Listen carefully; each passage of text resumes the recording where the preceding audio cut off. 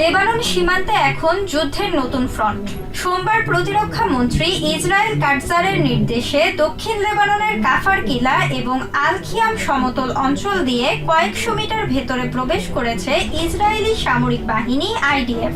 Operation forward ডিফেন্সের নামে কৌশলী পয়েন্টগুলো দখলে নিয়েছে আইডিএফ এর 91তম ডিভিশন।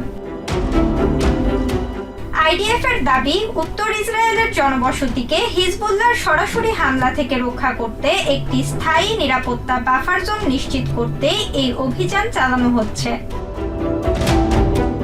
সীমান্তে তথাকথিত বাফার জোন তৈরির লক্ষ্যে একের পর এক গ্রাম দখলে নিচ্ছে আইডিএফ।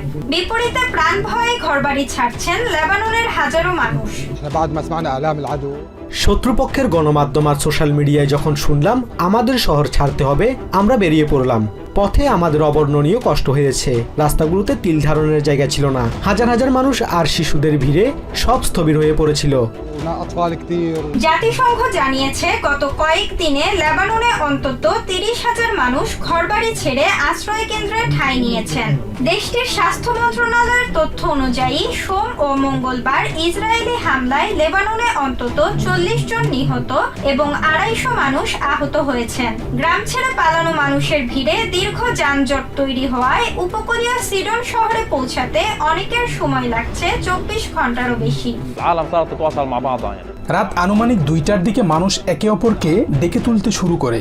আমরা কোনো মতে ব্যাগ গুছিয়ে ভোর 4টার দিকে গ্রাম ছাড়ি।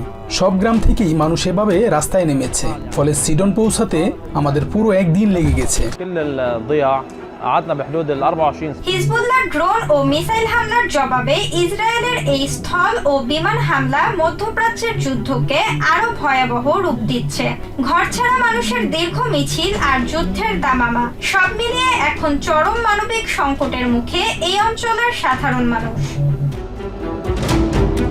Tasnim Tajin, TVN 24 news desk.